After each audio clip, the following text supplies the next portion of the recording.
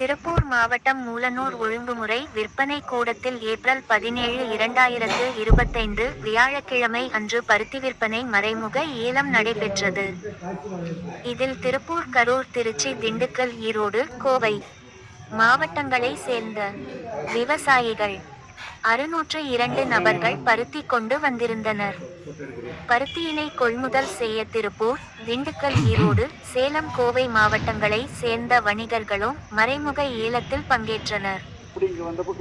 வணிகர்களால் அதிகபட்ச விலையாக குவிண்டால் ஒன்றிற்கு 8609 பைசா இருக்கும் குறைந்தபட்ச விலை 7200 பைசா இருக்கும் சராசரி விலை 7950 ரூபாய் இருக்கும் விற்பனையானது.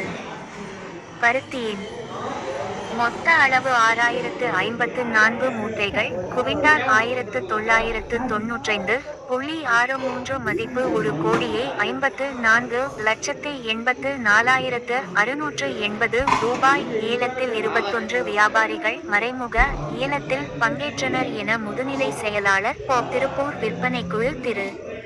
தர்மராஜ் தெரிவித்தார். ஏலத்திற்கான ஏற்பாடுகளை கண்காணிப்பாளர் சிவக்குமார் செய்திருந்தார்.